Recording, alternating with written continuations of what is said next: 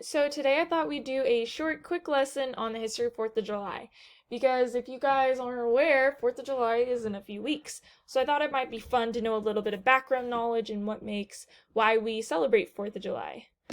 So let's start out with just some light, fun facts that happened. Fireworks are a big deal to 4th of July. I don't know about you, but I always love going to watch the huge fireworks, and then we buy some fireworks and have a lot of fun with them, safely, of course. But the tradition actually dates back all the way to 1777, and they started their own fireworks. They're not quite the same as ours, but they considered them fireworks as well. On 1776, which is a year that it was actually signed, only 2 men or delegates signed the Declaration of Independence. Everyone else signed it a few days after. And then the last and my favorite fact is that Americans will enjoy 150 million hot dogs during the 4th of July. Which I don't know about you, but that's a lot of hot dogs to be eating. So now let's dive into a little bit of the history. So on July 4th, 1776, 13 colonies decided to declare their independence. Well, who did they declare their independence from, you might be asking yourself? Well, they declared their independence from England, because England was their owners. So the 13 colonies decided, we don't want to be a part of England anymore. We want to start our own nation.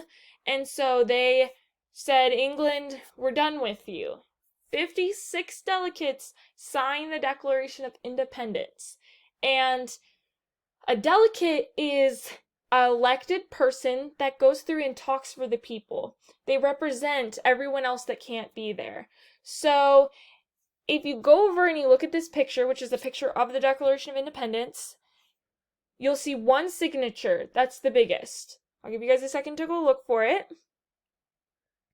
Well, that signature that you can see is John Hancock, and everyone asked him why he always signed it so big, and his response every time was, because I wanted to make sure that the King of England could see my name without his spectacles, and spectacles is just another word for glasses.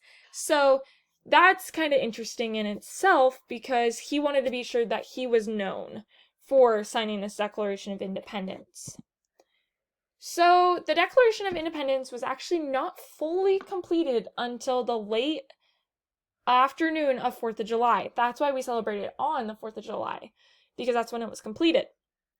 When they took a House vote, or a vote of all the delegates that were there, 9 of them voted in favor, and 4 of them did not.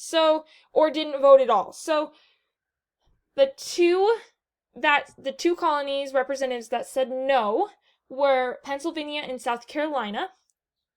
Delaware was actually just undecided. They just couldn't really decide. They were pretty split. And New York just abstained from voting at all. They didn't vote either way. They decided not to vote at all. They didn't want any participation of it. But because 9 out of the 13 voted, that's majority rule. So the Declaration of Independence went through because of that. So you can actually see the Declaration of Independence today, and it's found in Washington, D.C.